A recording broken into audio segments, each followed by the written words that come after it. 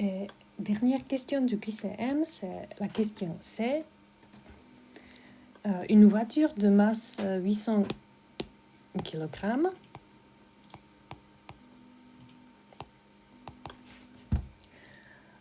à l'arrêt, donc c'est le point A, démarre sur une route rectiligne et horizontale et atteint une vitesse de valeur V. Donc dans le point B, on a une vitesse qu'on ne connaît pas, il faut calculer cette vitesse et on sait que le travail des forces motrices, de la force motrice est 500 kJ et le travail qui s'oppose au mouvement, c'est moins 100 kJ. Pour calculer la vitesse finale, on fait le point de départ de la somme de l'énergie cinétique. Donc c'est l'énergie cinétique en point B moins énergie cinétique en point A. Et on sait que ça, c'est égal à la somme des travaux des forces extérieures.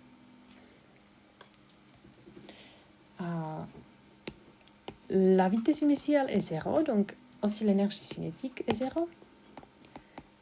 Et donc l'énergie cinétique en point B est égale à le travail des forces qui s'appliquent sur le système. Dans ce cas, je laisserai ici le signe de somme parce que ce n'est que la force F qui s'exerce, mais c'est aussi la force de frottement, la force F minuscule qui est là. Ici, donc, énergie cinétique en point B est égale à 400 joules. Takže pozor na to. Je to součet sil, které na to těleso působí, práce součtu sil. A v tomto případě teda 400 joulů. To je hodnota kinetické energie v bodě B. No a teďka, když si kinetickou energii rozepíšeme podle vzorce, a vím, že to je 400 joulů, tak odtud si pak můžeme vyjádřit rychlost, která bude odmocněna z, a teď to jenom převedeme, potřebuji vynásobit dvojkou a vydělit m-kem. Vydělit m-kem, vynásobit dvojkou a pak to odmocnit. Tak tím pádem rychlost vychází těch zmíněných 31,6 metrů za sekundu. Tím pádem je to odpověď ta prostřední.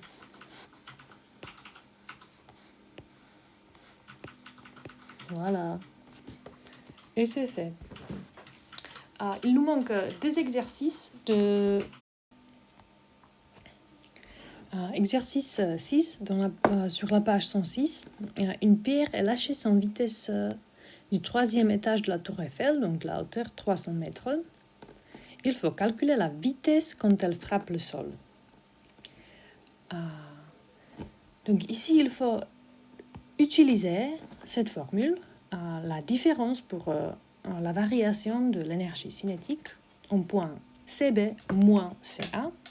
Et on sait qu'au point qu'on lâche la pierre, la vitesse est 0, donc énergie cinétique en A est égale à 0. On sait aussi que la résistance de l'air est négligeable. Donc on la néglige. Donc la différence de l'énergie cinétique ou la variation de l'énergie cinétique est égale seulement au travail du poids. Donc le travail du poids c'est mgh et c'est égal à l'énergie cinétique en point B. Mais on connaît déjà cette formule, on l'a vu ici au début. C'est celui-là. Donc je vais utiliser directement cette relation.